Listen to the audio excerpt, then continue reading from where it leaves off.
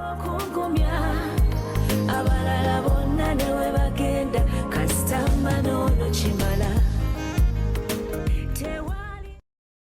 guys, it's Michelle and Desire, and we're back with another video. I'm so happy. Personally, I'm excited. We're always coming back.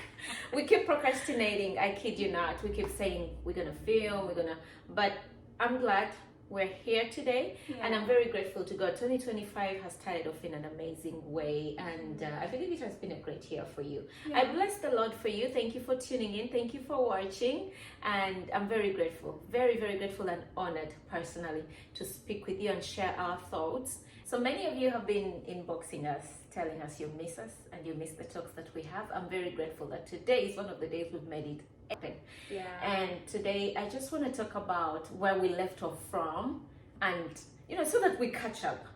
The last time we filmed, I think it was around during COVID time or after a little COVID? bit before COVID. No, because we started filming, I think, around I remember COVID. we filmed after, because remember I did the whole weight loss video.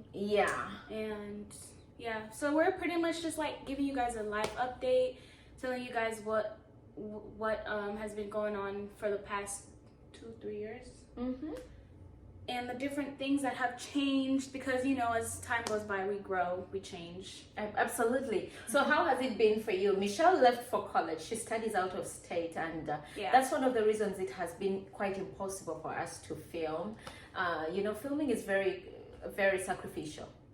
Making content is very social media in general. It's very sacrificial. So she was away. I got busier with work, trying to support her in her journey with school and everything. So how has it been for you being away?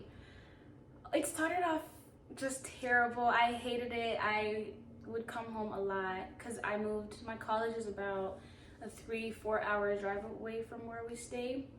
And when I had first moved out, I hated it. I did not like just being away from home, but the independence. When you move to America, it's independent, but it's another thing going to college away from home completely by yourself. So it was really challenging for me, but my mom brought me up in a very amazing way. So I started to remember the little pieces of advice she would give me, and started to cling onto those. And I was coming home a lot back then, but I learned to love the place. I grew into it, and I got my job out there. I love it. I work in the ICU now, and I love it now. I love the independence. I love everything about it.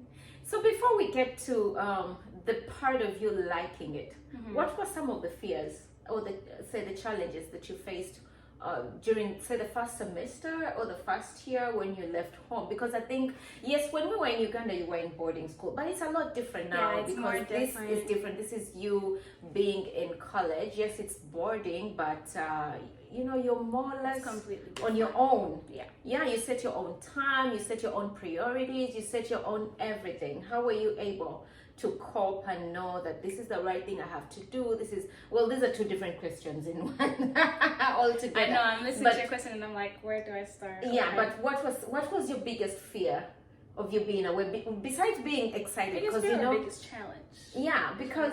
Challenge and fear, because one thing I know, when it reminds me of myself when I was like going to university. I was excited. You tend to think you're getting this sort of freedom, but it's expensive freedom, actually, because the choices you make shape your future. They shape or destroy your future, and that is a very critical point of your time, or say teen life, that you need to focus, because anything can get you off or on the right track. So what were some of those challenges or fears? So one of my challenges was taking care of myself. I need a drink. Taking care of myself was my biggest challenge, especially like I was in an environment where like I was just so used to, let's be real, my entire life it's always been me and this wonderful lady right here.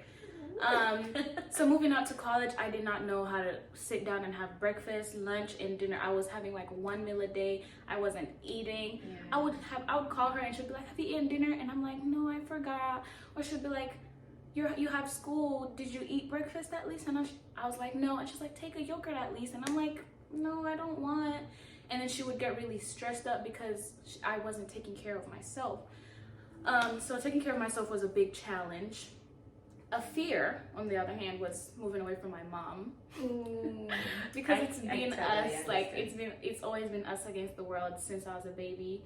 We've grown up together because she had me when she was young, so I feel like we've been experiencing life together. That's true. So just moving away from my mom was a big fear of mine at such an early age. I was what, 18, 19? Yeah, but that's the age. However you call it early, it is the age. Yeah, honestly, you know, I totally relate because it was my biggest fear too. I didn't know how you were gonna. And every time in high school, she would always be like, so when you get married, what are we gonna do? And I'd always be like, when I get married, I'll build you a house right by my house. Very unrealistic, you know. And it finally happened, but at such an early point in our lives. So it just came like out of nowhere. Yeah. Like it was one thing to say I'm going to college, but it was another thing to actually watch me move all my stuff out of the house. And I kid you not, we used to carry like, you know, lots of food, and then she would send us back with it, or she would keep it, and at the end of the semester she comes home with everything. Oh my goodness. Yeah. Now, personally, I was very, very, should I say, I had anxiety throughout that whole period. You didn't even tell me that. I did, but of course, you know, I can't show you that I have anxiety because I have to be strong for you. Yeah. But I was so worried. I'm like, oh my God. I've not taught her how to cook. I've not taught her. You know, there are things I've taught her, and I thank God for that. But there are things I've not taught Michelle. Right. You know? And cooking is one of those things I have never taught her to do because of my schedule and because of many other reasons. So I kept wondering, what was she gonna eat? And then, of course, I mean, the friends, what kind of lifestyle is she gonna have? Yeah, because college literally builds your adulthood lives. Like the people you meet in college are the people that are either gonna be like your bridesmaids, you know, people that are gonna be your village, a part of your village. For the longest time, a part of your life, more to say. Yeah. So how did you manage, literally? Hey. Thankfully, so I moved with my sister. She's my best friend, but I call her my sister. So I really wasn't by myself. So every time, like we just both were like two peas in a pod. We were always together. Every time going to class, she would come to my class. If we didn't have the same class, I would go to her class. Like we were like this until we started making friends, and we ended up going our separate ways and picking, you know, who we want to hang out with and who we don't. So honestly, that played a big part, moving with my sister to school, because it's not like I was completely by myself. I always had somebody to fall back onto, and that really helped me a lot. How else did I cope? You're asking me? I don't know. But I think being a freshman also kind of helped because you were kept at the school campus. Yeah, unlike today, campus, yeah. when you're off campus, right? So that was a bit different because you know, you were in those dormitories, I remember, and you had your independence, but it was a bit more restricted. Yeah. So it helped you to stay together, and then as you transition into the total independence that you have today. Yeah. So that helped because then you had to get what do you call them, a meal plan. Yeah. From the school. Yeah. Okay. So you were able to get food from school, so I didn't have to worry. But too even much. like the food, they would give us like pizzas and burgers and pastas, and I just love rice because of. So it wasn't like much of an option. I would just go to the cafeteria, and I would always get like spinach and eggs. I don't even know if that's a meal, but that's what I was eating. This is healthy. Girl, I mean, it has protein and you have vegetables. Yeah, that's better than that's pizza. all I was eating. Like that's all I was unfortunately. eating, and that's why I had lost a lot of unhealthy weight at that time. Okay, but yeah, we did have meal plans in freshman year, so I was really kind of like in a shell in a way, in like a bubble, because we had roommates, we had dorms, meal plans. So there's a way that just kind of made it feel like high school. private school, boarding school. Yeah. So yeah. But and then also, you know how the Bible says, train up a child in the way they should go, so when they grow, it does not depart from them. yeah. I think when children are off to, like, say, university, or say, you know, their that life, that independence, that sort of like independence, the whatever attributes you've instilled in them, or character, on I believe it shapes them in a way. I think how I raised you also shaped you and helped you to live a certain decent life while you were away from me.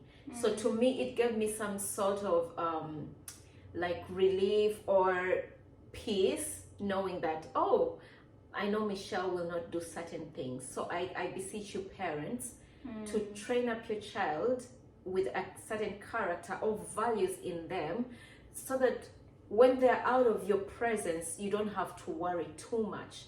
You have a certain level of, should I say, confidence in them, or level of trust, knowing that there are things they will not do, and there are things they could do, not because they want to do them, but because everybody makes mistakes. Should they do certain things, it would be maybe a mistake, you know? So to me, that was my place of peace. That was my place of sort of comfort and majorly peace. And of course, I often stayed in touch with you. Now, that's very important. I to date, by the way, it didn't stop then. To date, she has to call me first thing in the morning. She has to call me through the day. Come on, am I lying? No. Yeah. So I think communication is very important. So parents, build a life of communication. That closure with your children is very important, because then it helps to bridge the gap. Yeah, when, you know, we're human.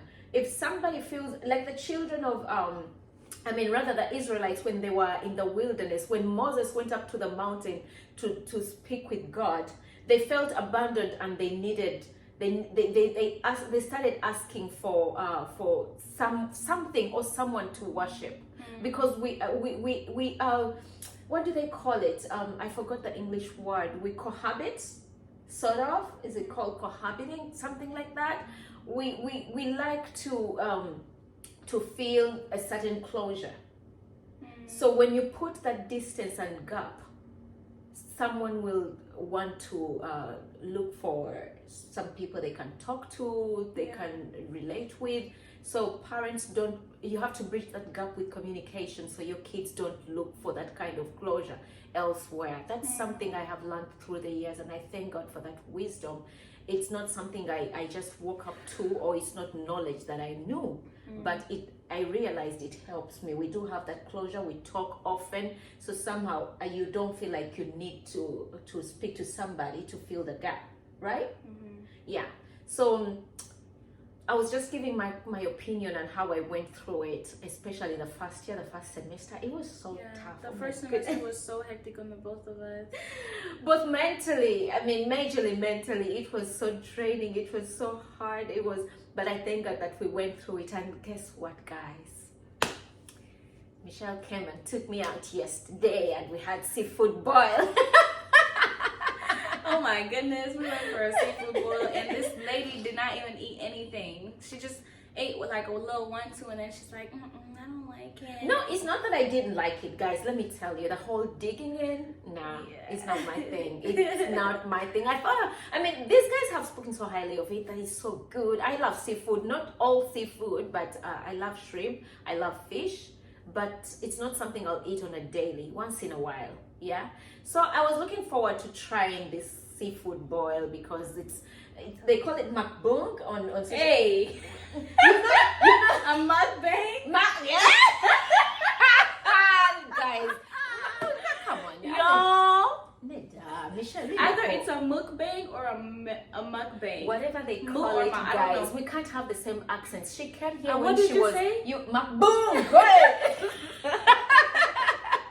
Because it's mukbang, where? Mukbang or a mukbang? One of the two. I don't know. Guys, mukbang. Yeah. Okay. Michelle, come on. ndeka. Anyway, whatever.